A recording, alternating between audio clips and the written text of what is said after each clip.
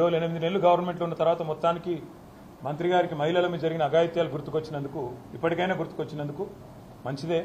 మహిళా కమిషన్ కానీ ప్రభుత్వం కానీ చేయాల్సిందేంది?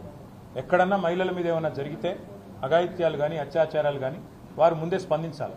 కానీ ఎట్లా ఉంది ప్రభుత్వం వైఖరి? దున్నపోతు మీద వానబడ్డట్టే.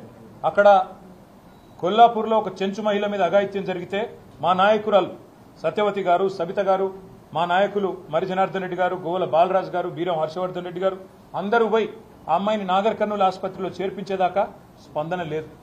అదేవిధంగా మొన్నటికి మొన్న షాద్ నగర్లో ఒక దళిత మహిళ మీద అక్కడ పోలీసులు అఘాయిత్యం చేస్తే దాని మీద స్పందన లేదు. చివరికి మా నాయకురాలు సబితా ఇంద్రారెడ్డి గారు పోయి గొడవ చేస్తే, మా ఆర్ఎస్ ప్రవీణ్ కుమార్ గారు పోయి గొడవ చేస్తే మొన్న మధ్యన ఆ పోలీసులను సస్పెండ్ చేసింది.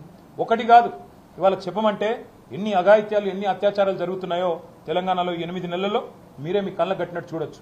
మహిళా కమిషన్ అయినా రాష్ట్రంలోని శాంతి భద్రతల విభాగం పోలీసులైనా చేయాల్సిన పని ఏందండి?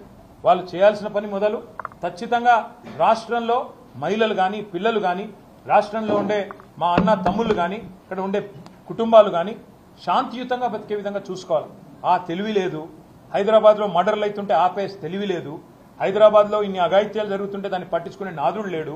రాష్ట్రానికి హోంమంత్రి దిక్కులేడు. మేము పొరపాటున నోరు జారి ఒక మాట అంటే దానికి ఆల్రెడీ నేను క్షమాపణ కూడా చెప్పిన. ఇక ప్రపంచంలో ఇంతకంటే పెద్ద సమస్య లేనట్టు దాన్ని సమస్య చేసి కావాలని దానికి రాజకీయ రంగు పులిమి ఇవాళ ప్రయత్నం ఏదైతే చేస్తున్నారో నేను మంత్రి గారికి ఒకటే చెప్తా ఉన్నా. మీకు మహిళల పట్ల చిత్తశుద్ధి ఉంటే మీ ప్రభుత్వానికి తప్పకుండా ఒక ఎంక్వైరీ చేయండి. ఎలాంటి అఘాయిత్యాలు జరిగాయి, ఏం జరిగినాయి, శాంతి భద్రతలు ఆనాడు ఎట్లుండే, ఈ రోజు ఎట్లుండే, ఏం చేసిందండి ఆనాడు మా ప్రభుత్వం? ఇక మా మహమూద్ అలీ గారు ఇక్కడనే ఉన్నారు, హోంమంత్రిగా పనిచేశారు.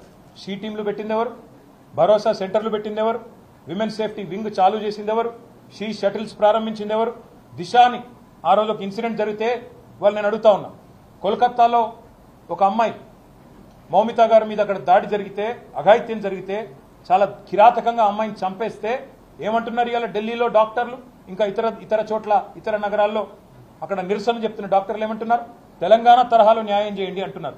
That is KCR, that is Telangana. మీకున్నదా మాట్లాడే నైతిక హక్కు? వాళ్ళు ఏం జరుగుతున్నది తెలంగాణలో? ఎవరి మాన ప్రాణాలకు రక్షణ లేదు, ఆస్తులకు రక్షణ లేదు. తెలంగాణలో విచ్చలవిడిగా ఇవాళ కిరాతకంగా హత్యలు జరుగుతుంటే పట్టించుకునే నాదుడు లేడు, హోమ్ మినిస్టర్ లేడు. వీళ్ళు మాట్లాడతారా? తప్పకుండా అన్ని విషయాలు ప్రజల దృష్టిలో పెడతాము. 100% ప్రజల దృష్టిలో కాంగ్రెస్ పార్టీని ఎండగడతాం. Thank you. ఐ థింక్ ఇక మళ్ళీ ఇంకెక్కువ వేరే